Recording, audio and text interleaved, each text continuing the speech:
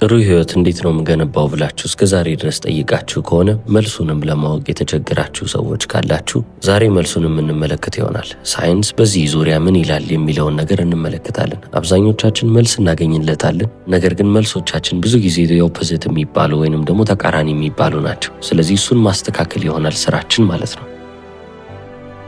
በደስታ ዙሪያ የተሰራ አንድ ጥናት አለ። ይህም ጥናት እዚች ምድር ላይ ከተሰሩ ጥናቶች በላይ ረጅም የሚባለውን ጊዜ ያሳለፈ ነው። ለ85 ዓመት ያለማቋረጥ ሲሰበሰብ የነበረ ዳታ አለ። ታዲያ ይህንን ዳታ ስንመለከት እስከ ዛሬ ድረስ ሲነገሩን የነበሩ ነገሮች የዚህ ውጤት ተቃራኒ እንደሆኑ እንመለከታለን። ጥናቱንም የሚያካሂዱ ሰዎችን ከልጅነታቸው ጀምሮ እስኪሞቱ ድረስ ሲያጠኑ ቆይተዋል። እነሱ ከሞቱም በኋላ ልጆቻቸውን እያጠኑ አልፈዋል። ጥናቱ እየተከናወነባቸው ድንገት ህይወታቸው ያለፉ ሰዎች እንኳን ቢኖሩ ሚስቶቻቸውን በተጨማሪም ልጆቻቸውን እየጠየቁ ያንን ጥናት እያስቀጠሉ ያልፋሉ። ሁሌም ቢሆን ደም ይሰጣሉ። በተጨማሪም ደግሞ ብሬናቸውም ስካን ይደረጋል። በዚህ ጊዜያቶች ውስጥ ከሪራቸው ወይንም ደግሞ በስራ ህይወታቸው ረጅም ርቀት የሄዱትንም ሰዎች ተመልክተዋል። በተጨማሪም ትዳራቸው የፈራረሱትንም ህይወታቸው ምስቅልቅል ያሉትን ሰዎች ተመልክተዋል። አሁን እነዚህን ጥናት ያከናወኑት ሳይንቲስቶች የሁለት ትውልድ ሳይንቲስቶች ናቸው። ምክንያቱም ልክ እንደ ሰዎች ሁሉ ሳይንቲስቶቹም እያረጁ ይሄዳሉና። ስለዚህ ይሄ ሁሉ ሪሰርቸር፣ ይሄ ሁሉ ሳይንቲስት ምንድነው ማወቅ የፈለገው? ጥሩ የሚባል ህይወት በምን ይገነባል? ምንስ አለው የሚለውን ጥያቄ ለመመለስ የሞከሩ ናቸው። ከ85 ዓመታት ጥናት በኋላም መልሱን ያገኙት ይመስላል። ጥናቱ መቼ ነው የተጀመረው ካላችሁ በ1938 ዓ.ም ሃርቫርድ ዩኒቨርሲቲ ውስጥ ነው። የሁለተኛ ዓመት ተማሪዎችን ፈልገው ህይወታቸውን ለማጥናት ይወስናሉ። ለሳምንታቶች፣ ለወራቶች፣ ለዓመታቶች ብቻ አይደለም፣ ሙሉ የህይወት ዘመናቸውን የሚቀጥል ጥናት እንደሆነ ተነግሯቸዋል። ጥናቱም አሁንም ድረስ እየተካሄደ ያለ ጥናት ነው። ይህ ጥናት ምን ያህል ከባድ እንደሆነ የምታውቁት አብዛኛው ጊዜ ጥናት ለመካሄድ ሲሞክር እስፔሻሊ ሰዎች ላይ የሚደረገው ጥናት ሰዎቹን ለመያዝ በጣም አስቸጋሪ የሚባል ሁኔታ ላይ ሊጥላቸው ይችላል። ጥቂት ሳምንታቶች ከቆዩ በኋላ እነዛ ሰዎች ሊሰላቸው ይችላሉ፣ ወይንም ደግሞ በህይወት አዲስ ነገር አጋጥሟቸው በቃ ይሄ ነገር ይቅርብኝ ሊሉ ይችላሉ። ይሄኛው ጥናት ግን በምንም ተአምር ሊቋረጥ አልቻለም ማለት ትችላላችሁ። ጥናቱ እንዲካሄድባቸው የፈቀዱት ተማሪዎች ካደጉም በኋላ፣ ስራ ከያዙም በኋላ፣ ትዳር ከያዙም በኋላ፣ ልጅ ከወለዱም በኋላ፣ የልጅ ልጅ ካዩም በኋላ ሳይንቲስቶች እየመጡ ሲጠይቋቸው፣ ጥያቄዎችን ሲመልሱ፣ ኢንተርቪዎች ላይ ሲቀርቡ፣ በተጨማሪም ደግሞ ብለድ ፕሬሸራቸውን፣ የደም ግፊታቸውን ሲለኩ፣ ብሬናቸውን ስካን እንዲደረግ ሲፈቅዱ፣ በተጨማሪም ደም ሲሰጡ ይህንን ሁሉ ነገር አሳልፈዋል። ስለዚህ 85 ዓመታት የፈጀ ጥናት ነው። ይህንን ነገር እንደቀላል እንድትመለከቱት አልፈልግም። ምክንያቱም ሃፒነስ ሲባል፣ ደስታ ሲባል ብዙ ጊዜ ተሰራ የሚባለውንም ጥናት ስናይ ለጥቂት ወራት የሚካሄድ ጥናት ነው። ስለዚህ ምናልባት አኪዩሬት ላይሆን ይችላል፣ ትክክል ላይሆን ይችላል ብለን ችላ ልንለው እንችላለን። ይሄ ግን ለ85 ዓመት የተሰራ ጥናት ነውና ልብ እንድትሉ እንድታተኩሩ፣ ከዛም ባለፈ ደግሞ እናንተም ህይወታችሁ ላይ ምን መቀየር እንዳለባችሁ የምታውቁበት ቪዲዮ ይሆናል። ማንኛውንም ሰው መንገድ ላይ አግኝታችሁ ጥሩ የሚባል ህይወት እንዴት ነው የሚመራው ብላችሁ ጠይቋቸው፣ አብዛኛው ሰው የሚሰጣችሁ መልስ ከነዚህ አያልፍም። ማኒ ወይ ገንዘብ፣ ከዛ ካለፈም ሰክሰስ ወይንም ደግሞ አቺቭመንት፣ አለፍ ካለም ደግሞ ፌም ወይንም እውቅና ሊጨምሩበት ይችላል። አሁን ከምንሰራው በላይ የበለጠ እየጠነከርን ብንሰራ፣ አሁን ከወጣንበት ዳገት በላይ የበለጠ ዳገት ላይ ብንወጣ፣ አሁን ካጠራቀምነው በላይ የበለጠ እያጠራቀምን ከሄድን በጣም ጥሩ የሚባል ህይወትን እየገነባን የምናልፍ ይመስለናል። 85 ዓመት የፈጀው ጥናት ግን ከገንዘብ በላይ፣ ከስኬት በላይ፣ አልፎም ደግሞ ከእውቅና በላይ የአንድን ሰው ህይወት በጣም ጤናማ የሚያደርገውና ደስታ የሞላበት የሚያደርገው አንድ ነገር ነው ይላል። ያ ሰው በአካባቢው ላይ ያሉት ሰዎች፣ የሚወዳቸው የሚያምናቸው ሰዎችና ከነሱ ጋር ያለውን ግንኙነት ዋነኛ የሚባል ፋክተር ነው። ለቤተሰቦቻቸው ጊዜ የሚሰጡ፣ ለሚወዷቸው ሰዎችም ሰዓት የሚሰጡ፣ አልፎም ደግሞ ከነሱ ጋር በጣም ምርጥ የሚባል ጊዜን እያሳለፉ የሄዱ ሰዎች የተሻለ የሚባል ህይወት የነበራቸው ሰዎች ናቸው።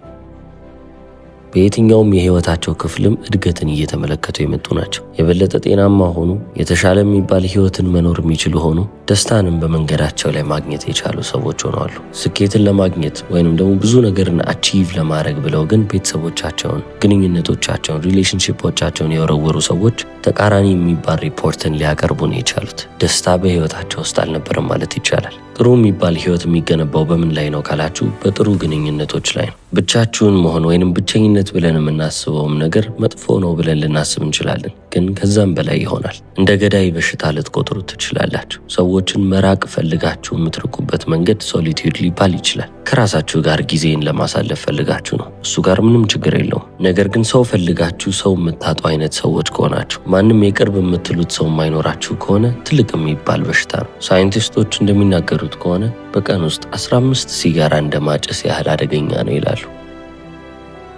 እድሜያችሁንም ያሳጥርባችሁ፣ ጤናችሁንም እንዲጠፋ የሚያደርግባችሁ ነገር ነው። ስለዚህ ጋር ካወራን ብዙ ማስጠንቀቂያዎችን እንመለከታለን። በየቦታው ማጨስ ምን ያህል ጉዳት ሊያሳድርብን እንደሚችል ይነገረናል፣ እናየዋለንም። ሳንፈልግ ግን ብቸኛ ስንሆን ማንም ሰው ስለዛ አደጋ አይነግረንም። ዛሬ ሙዴ አልመጣም፣ ዛሬ ደስ አላለኝም፣ ስለዚህ ለብቻዬ ልቆይ እያለን ስናስብ ከራሳችን ጋር በጥሞና ለመቀመጥ አስበን ወይንም ለመመሰጥ አስበን ቢሆን ጥሩ። ነገር ግን ሳንፈልግ ነው። ለረጅም ጊዜ ከብዙ ሰዎች ጋር አለመገናኘት ወይንም ለብቻችሁ ጊዜን ማሳለፍ በሰውነታችሁ ውስጥ ያለው ኮርቲሶል መጠን እንዲጨምር ያደርጋል ይላሉ። በዚህ ጥናት ውስጥም ከተካተቱ ሰዎች መካከል ብቸኛ የሚባል ህይወትን የመሩ ሰዎች ህይወታቸውን በቀላሉ ወይንም በአጭሩ የቀጩ ሰዎች ናቸው። ሰውነታቸው ቶሎ ተስፋን ይቆርጣል፣ አይታዘዝላቸውም። ሰውነታቸው ልክ እንደዛው ስብርብር ባለበት ሰዓት ላይም ደግሞ አእምሯቸው ዘገም እያለ ወይንም ደግሞ እየደከመም ይመጣል። አሁን ግን ሎንሊነስን ወይንም ደግሞ ብቸኝነትን እንደ ማንነት እየተመለከት ነው መተናል። ኢንትሮቨርት ነኝ፣ እኔ ማውራት ደስ አይለኝም፣ ከሰዎች ጋር መገናኘት ደስ አይለኝ፣ ለብቻዬ ብሆን ይሻለኛል ትላላችሁ። ጥናቶቹ እንደሚያመለክቱት ከሆነ ግን ከልክ በላይ ሲሆን ይህ በሽታ ነው ይላሉ።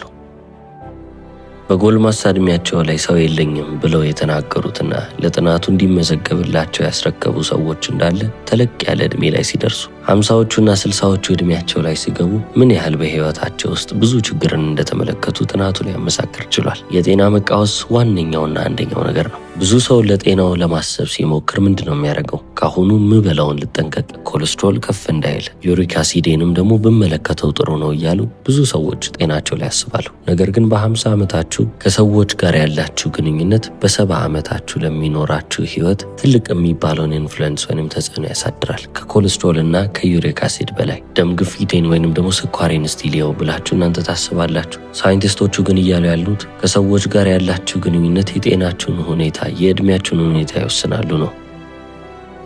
አሁንም ከተሳተፉት ሰዎች ውስጥ ጥናቱ እንደሚያመለክተው ከሆነ የጤና ሁኔታቸው በጣም ምርጥ የሚባሉት ሰዎች በ50 ዓመታቸው ጤናቸው በጣም ተስተካክሏል የሚባሉ ነገር ግን ደግሞ ጥሩ የሚባል ግንኙነት የሌላቸው ሰዎች በ70 እና በ80 ዓመት በህይወት ካሉ ጤናቸው በጣም ዝቅ እንደሚልና በጤና ጉዳይ እንደሚቸገሩ ያመለክታል። ነገር ግን በ50 ዓመታቸው የጤናቸው ሁኔታ ጥሩ ባይሆንም እንኳን በአካባቢያቸው ላይ ባሉ ሰዎች ደስተኛ የሆኑና ጥሩ የሚባል ግንኙነትን የመሰረቱ ሰዎች የጤናቸው ሁኔታ ከምን ጊዜውም በላይ የተሻለ፣ በተጨማሪም ደግሞ ጤናማ ሆነው የሚያረጁ አይነት ሰዎች ናቸው። ስለዚህ አሁን ላይ ይህንን ቪዲዮ ስታዳምጡ ከ50 ዓመት በታች ከሆናችሁ ትልቅ የሚባል እድል እጃችሁ ላይ ቁጭ ብሏል ማለት ነው። ግንኙነቶቻችሁ እንዳለ ልታስተካክሉ ይገባል። ቂም መያዝ፣ ቅናት፣ ጥላቻ፣ እነዚህ ሁሉ ነገሮች ህይወታችሁን ጤናችሁን የሚያሳጡባችሁ ነገሮች ናቸው። አጭር እድሜ ነው የሚኖራችሁ። ፈጣሪ ብሎ ረጅም እድሜ እንኳን ቢኖራችሁ ጤናችሁ ታውኮ ነው ህይወታችሁን የምትኖሩት። ለምን ራሳችሁን ትጎዳላችሁ? ላለው እኔ ደግሞ እድሜያችሁ ከ50 ዓመት በላይም ከሆነ ይሄኛው አሁን ያወራሁት ነገር ልብ ልትሉትና ልታዳምጡት የሚገባው ነገር። ዞር ዞር ብላችሁ ግንኙነቶቻችሁን ቼክ አድርጉ። ጥሩ የሚባል ሁኔታ ላይ ካላችሁ ይሄ ለእናንተ የብስራት ዜና ነው። ካልሆነም ግን እንደ ማስጠንቀቂያ ይሆናችሁ። በጥናቱ ላይ the loneliest person የሚባለውን ሰው ብትመለከቱ ወይንም ደግሞ በጣም ብቸኛ የሚባለውን ሰው ካያችሁ አይታችሁ የምታውቁት አይነት ሰው አይደለም። ስታዩትም ብቸኛ አይመስልም። በጣም በስራ የተወጠረ፣ እረፍት የሌለው፣ ሁሌም ቢሆን ደፋ ቀና የሚል አይነት ሰው ነው። በአቺቭመንትም ከተመለከታችሁ ሌሎች ሰዎች ከሚያሳኩት በላይ የተሻለ የሚባል ስኬትን ያገኘ ሰው ነው ትላላችሁ። በአሁኑ በሀስል ከልቸር ውስጥ የሚመሰገኑ ሰዎች ናቸው። በቃ ሁሌም ይለፋሉ፣ ሁሌም ይጥራሉ፣ እነዚህ አንበሳ ናቸው ትሏቸዋላችሁ። አብዛኛው ጊዜ ግን እንደነዚህ አይነት ሰዎች ወይንም በጣም ቢዚ የሆኑና ለነዚህ ስራዎቻቸው ብለው ቤተሰቦቻቸውን፣ ጓደኞቻቸውን መስዋዕት ያደረጉ ሰዎች ወደፊት ሲቸገሩ ትመለከታላችሁ። ያንን መቃወስ በህይወታቸው ውስጥ ታያላችሁ። ስለዚህ በህይወት ውስጥ አስፈላጊ ናቸው ብላችሁ በምታስቧቸው በማንኛውም ነገሮች ውስጥ ጊዜያችሁን፣ ሰዓታችሁን፣ ጉልበታችሁን ማውጣታችሁ አይቀርም። ለእነዚህም ሪሌሽንሽፖች ብዙ አቅምና ብዙ የሚባለውን ጊዜያችሁን ማውጣት መቻል አለባችሁ። ልክ ለስራችሁ ጊዜንና ሰዓትን እንደምትመድቡት ሁሉ ኃይልን እንደምትመድቡት ሁሉ ለዚህም ያስፈልጋል። አሁን እናንተ ኢንትሮቨርት የምትባሉ ሰዎች ልትሆኑ ትችላላችሁ። ከብዙ ሰዎች ጋር መታየት ወይንም መገኘት አትችሉም። በቃ ብቸኛ መሆን የሚያስደስታችሁ ናችሁ። ይህ ማለት ህይወት ለእናንተ አይደለችም ማለት አይደለም። እንደነዚህ አይነት ኢንትሮቨርት የሚባሉ ሰዎች ጥቂት የሚባል ጓደኛ ካላቸው እነዛ ውስን ሰዎች ጋርም ደግሞ ጥብቅ የሚባል ቦንድን ከፈጠሩ ልክ እንደ ሌሎች ብዙ ጓደኛ እንዳላቸውም ሰዎች ደስተኛ ሆነው በህይወት መኖር ይችላሉ። አሁን እዚህ ጋር የቁጥር ጉዳይ እንዳልሆነ ልብ ልንልና ልናስተውል ይገባል። ብዙ ጓደኛ ባፈራ ሳይሆን ካሏችሁ የቅርብ የሚባሉ ሰዎች ጋር ያላችሁ ግንኙነት በምን ያህል ደረጃ ከፍ ያለ ነው ወይንም ደግሞ ምን ያህል ጥብቅ ነው የሚለው ነው። ጥልቀት ማለት ደግሞ ምን ማለት ነው? እናንተ ያሏችሁ የጓደኞች ብዛት ሳይሆን እነዚያ የልብ የምትሏቸው ሰዎች በምን ሰዓት ላይ ይገኙላችኋል ነው። እናንተ ፈልጋችኋቸው ሌሊት 7 እና 8 ሰዓት ላይ ለአስቸኳይ ጉዳይ ብትጠሯቸው ይመጣሉ ወይ?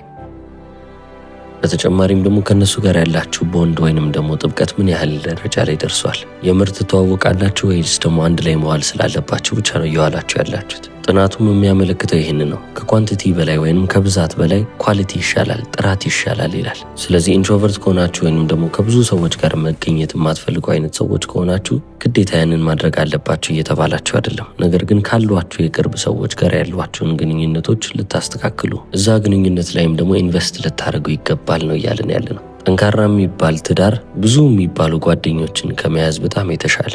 ነገር ግን በህይወት ብዙ የማታውቋቸውንም ሰዎች ታገኛላችሁ። ከእነሱ ጋርም ያላችሁ ግንኙነት ጥሩ ሊሆን ይገባል ይላሉ። ለምሳሌ ኤሌቬተር ውስጥ አዲስ ሰው ታገኛላችሁ። ያንን ሰው የምትተዋወቁበት መንገድ ወይንም ከዛ ሰው ጋር ሰላምታችሁ ራሱ ማተር ያደርጋል። አስተናጋጆችን የምታናገሩበት መንገድ፣ የማታውቁትን ሰው ትሪት የምታደርጉበት መንገድ፣ ሁሉም ነገር አስተዋጽኦ እያደረገ ነው የሚያልፈው። ሳይንቲስቶች እንደነዚህ አይነት ግንኙነቶችን ዊክ ታይስ ይሏቸዋል። ደካማ የሚባሉ ትስስሮች፣ ነገር ግን በጣም አስፈላጊ የሆኑ ናቸው።